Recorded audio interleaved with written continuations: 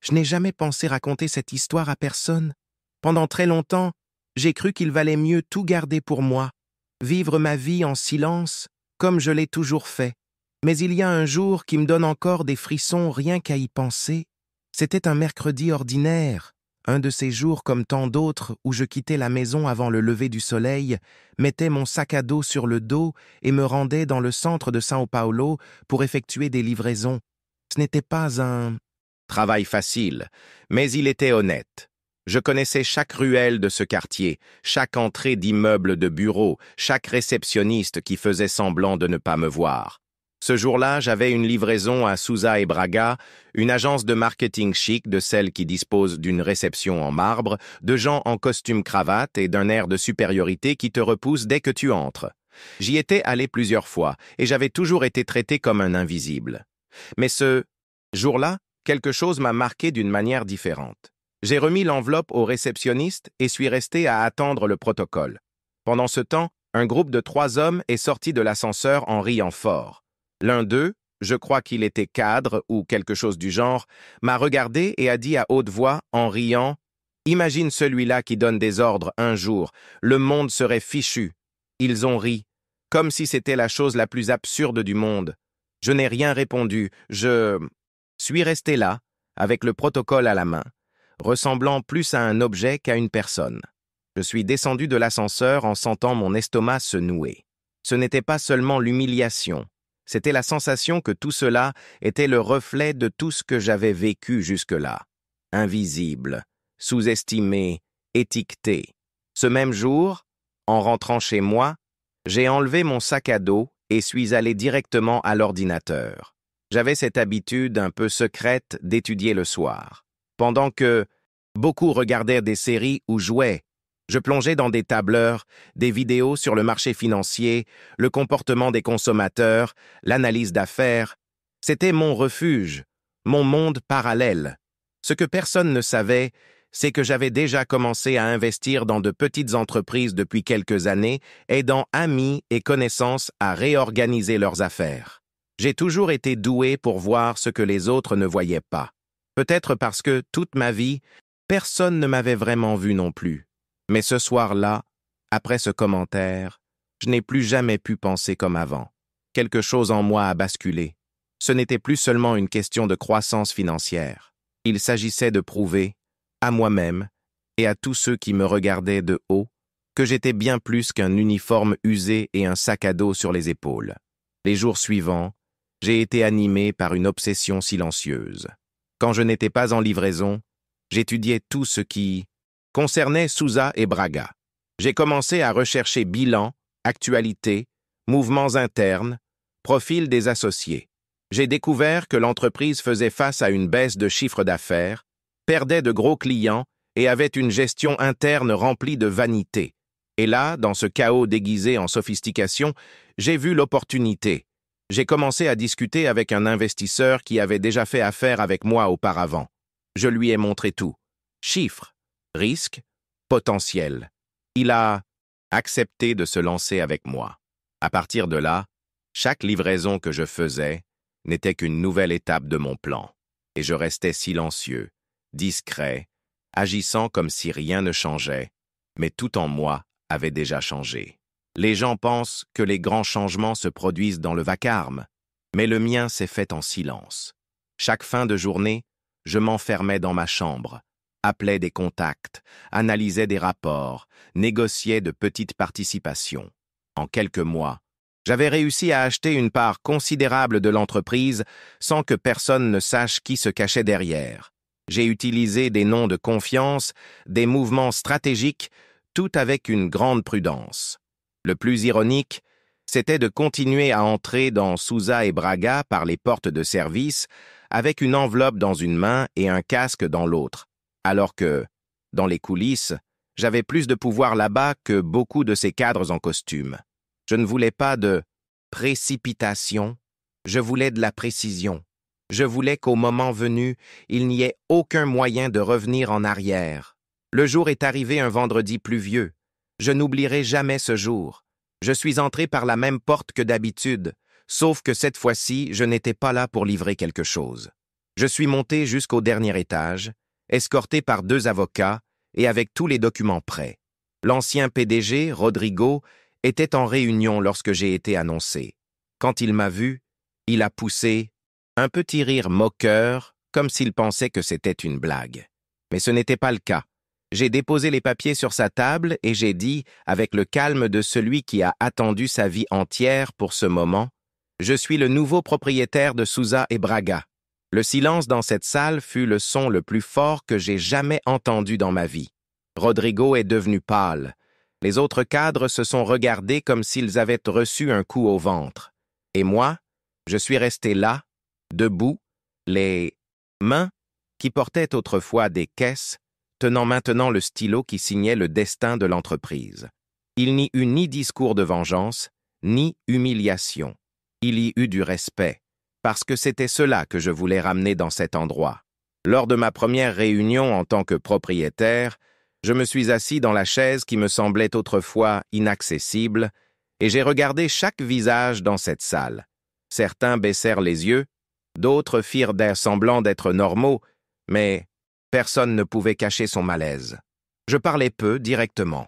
Ici, ceux qui travaillent vraiment seront valorisés. Ceux qui vivent d'apparence devront s'adapter ou partir. Aussi simple que cela. Il ne s'agissait pas de rendre ce qu'ils m'avaient fait. Il s'agissait de changer la culture d'un lieu qui semblait hors de portée pour nous, des gens comme moi. Je ne voulais pas devenir comme eux. Je voulais montrer qu'il est possible de faire différemment, et mieux. Le départ de Rodrigo était inévitable. Il a essayé de résister, à menacer, à crier. Mais les chiffres étaient contre lui, et les contrats étaient déjà signés. Le plus symbolique fut de le voir traverser le même hall où tant de fois j'avais attendu debout, tenant des caisses et écoutant des plaisanteries. Mais cette fois, c'était moi qui regardais, du haut de la salle de verre. Je ne vais pas mentir, j'ai ressenti quelque chose de fort à ce moment-là. Ce n'était ni de la colère, ni une fierté aveugle. C'était un soulagement mêlé à un sentiment de justice, une sensation que tout ce que j'avais traversé, chaque humiliation, chaque rire étouffé dans le couloir, avait servi à construire ce jour. Et la vérité, c'est que si j'avais abandonné à l'époque, aujourd'hui je serais encore juste un visage de plus ignoré dans l'ascenseur de cette entreprise. Le changement ne s'est pas opéré uniquement au sommet. J'ai tenu à connaître chaque employé, du stagiaire au concierge. J'ai commencé à parcourir les couloirs en saluant des gens qui auparavant ne me regardaient même pas dans les yeux. Beaucoup pensaient que ce n'était qu'une mise en scène, que je finirais par changer avec le temps. Mais ceux qui me connaissaient vraiment, même si peu nombreux, savaient que je n'ai jamais été du genre à faire semblant. J'ai promu ceux qui portaient réellement le maillot, y compris des gens qui avaient été mis de côté parce qu'ils n'avaient pas le bon profil pour monter. Une de mes premières initiatives fut de créer un programme d'idées internes. Toute personne, de n'importe quel domaine, pouvait suggérer des améliorations pour l'entreprise. En 3 mois, Souza et Braga a commencé à se transformer véritablement. Ce n'était pas seulement ma victoire, c'était celle de tous ceux qui avaient été sous-estimés un jour. Le plus curieux, c'est que certains de ceux qui se moquaient de moi autrefois ont essayé de s'approcher, de lancer la conversation, de faire semblant que tout était oublié. Je n'ai pas gardé de rancune, mais je n'ai pas non plus oublié. J'ai fait de la place pour ceux qui le méritaient, pas pour ceux qui essayaient de se sauver une fois que la situation avait tourné. Une chose que j'ai apprise au fil de ce parcours, c'est que le caractère ne change pas du jour au lendemain. Le même type qui rit de toi lors de ta chute voudra t'applaudir à ton ascension, non pas parce qu'il a changé, mais parce que tu es devenu quelqu'un d'intéressant. Et j'ai appris à reconnaître qui est qui, au et fond. Je ne voulais pas d'applaudissements. Je voulais un véritable changement. Et le plus grand changement n'a pas eu lieu dans l'entreprise. Il a eu lieu en moi. Pendant longtemps après cela, je continuais à me lever à la même heure qu'avant. Mon corps pensait encore qu'il s'agissait d'un jour de livraison. Et parfois, je partais tôt juste pour marcher dans les mêmes rues où j'avais travaillé pendant si longtemps. Je passais devant les mêmes cafés où je prenais un petit café, devant les confiseries où j'obtenais un pain au fromage à crédit. C'était comme si une partie de moi devait se souvenir d'où elle venait pour ne pas se perdre en chemin. Un jour, un nouveau livreur m'a reconnu dans la rue et a demandé, un peu gêné, « C'est vrai que vous faisiez partie de nous ?» Et j'ai répondu, « Je le suis encore, parce qu'au fond, rien de ce que j'ai conquis n'a effacé ce que j'étais. Et c'est cela qui me maintient les pieds sur terre. Ma mère m'a un jour dit que le monde essaie de te pousser dans un coin quand il ne sait pas où t'insérer. Et elle avait raison. Pendant des années, j'ai accepté ce coin comme ma place, pensant que c'était le maximum que je pouvais atteindre. Mais la vérité est que l'on a juste besoin d'un déclic, ce moment qui te retourne complètement et te fait décider que tu n'accepteras plus d'être effacé. Pour moi, ce déclic fut une plaisanterie cruelle dans le hall d'un immeuble. Et regarde où cela m'a mené. Parfois, je pense que si cet homme ne s'était pas moqué de moi, peut-être serais-je encore là, vivant en automatique. Au final, même les blessures ont leur rôle. Elles font mal, mais elles éveillent aussi. Il y a une nuit, plusieurs mois après l'achat, où j'étais seul dans la salle de direction. Tout le monde était déjà parti, les lumières de l'étage étaient presque toutes éteintes. Je suis resté à regarder par la fenêtre, voyant la ville en contrebas, et j'ai commencé à pleurer. Ce n'était ni de la tristesse, ni une joie excessive. C'était un sanglot discret, comme si le corps avait enfin la permission de tout laisser sortir. Je me suis souvenu des fois où je rentrais chez moi épuisé, avec le dos douloureux, priant pour qu'il ne pleuve pas le lendemain. Je me suis souvenu des refus, des CV ignorés, des non que j'avais reçus lorsque j'essayais de montrer que j'en savais plus qu'il n'y paraissait. C'était comme si chaque larme lavait un de ces souvenirs. Pas pour oublier, mais pour comprendre que tout en faisait partie. Cette même nuit, j'ai pris une décision importante. Une partie des bénéfices de l'entreprise serait destinée à former des jeunes des quartiers populaires dans des domaines comme le marketing, la technologie et la gestion. Ce n'était pas de la charité, c'était de la vision. Il y avait beaucoup de gens comme moi dehors, intelligents, dévoués, mais invisibles parce qu'ils n'avaient pas de diplôme prestigieux ou de nom de famille important. Je voulais que Sousa et Braga soient l'endroit qui regarde ce type de talent. Et plus que cela, je voulais que mon histoire serve d'avertissement à ceux qui sous-estiment encore les autres à cause de leurs vêtements, de leur origine ou de leur poste. Parce que le monde tourne, et parfois, celui qui te livre un colis aujourd'hui peut être celui qui signe ton licenciement demain. Après que l'histoire se soit répandue, les invitations à des interviews, des podcasts et même des propositions de livres ont commencé à affluer. J'ai refusé presque toutes, non pas parce que j'avais honte, mais parce que je ne voulais pas devenir un personnage de motivation sur scène. Mon histoire n'est pas celle d'une gloire facile, c'est celle d'une persévérance silencieuse. Je préfère impacter ceux qui ont vraiment besoin d'écouter. En coulisses, là où presque personne ne voit. Une fois par mois, je visite des centres de formation professionnelle dans des régions que je connais bien. Je discute avec des jeunes qui pensent qu'ils n'ont aucune chance, qui croient que la vie se résume à travailler pour survivre. Quand je raconte ce qui m'est arrivé, certains n'y croient pas.